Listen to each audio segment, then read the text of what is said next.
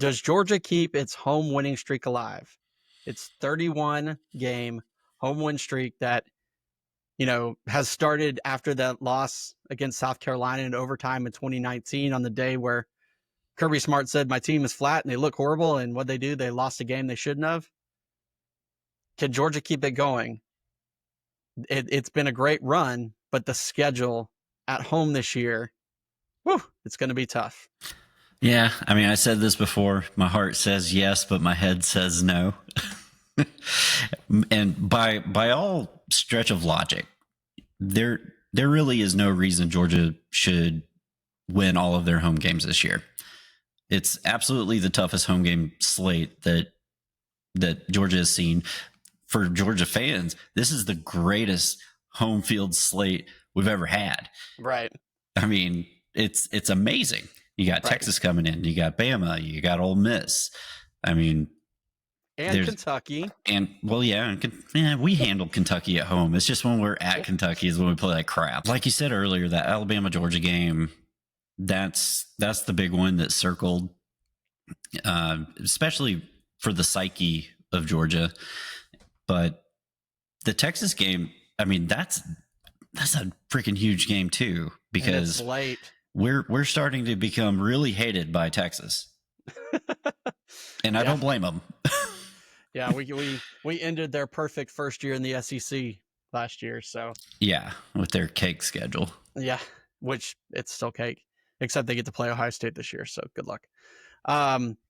It's all about those 3 games, right? And to me, the most important game to win is Bama. As a Georgia fan, and as our struggles in Bama in recent years, I would almost say if we're only going to lose, one of those 3 games, dear God, don't let it be Bama. Seriously. That's the one game that if Georgia loses, it's going to be heartbreaking. Like, that would be a heartbreaking game for Georgia fans.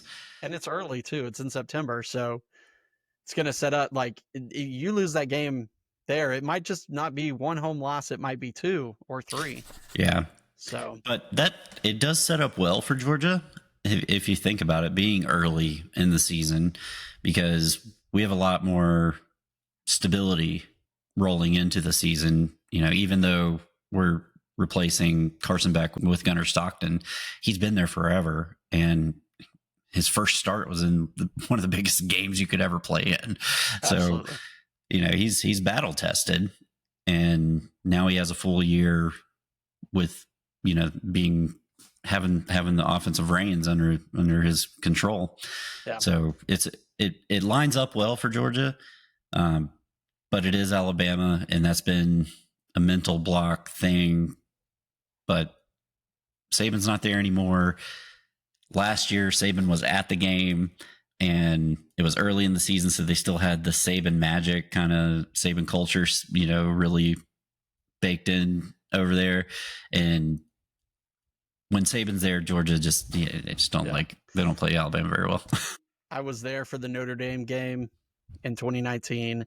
I was there for the Tennessee game in 2022. Up until this point, those are arguably the 2 biggest home games we've had in Georgia history at this point, right? Notre Dame game just simply because of the hype and everything in the night game, and then Tennessee coming in ranked number 1 when Georgia was number 1 in the polls, but Tennessee was number 1 in the playoff rankings. That was nuts.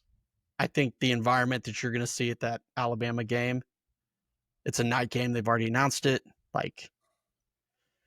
This might be the biggest home game that Georgia's ever, at least in anticipation, Georgia's ever had. Yeah. So if Georgia wins that game, and obviously if they don't win that game, they can't keep the streak alive. But I want to say that if we win that game, I got a feeling that we're going to keep it going. I don't disagree, because we have some other things going for us with this schedule. We get to play Ole Miss at home.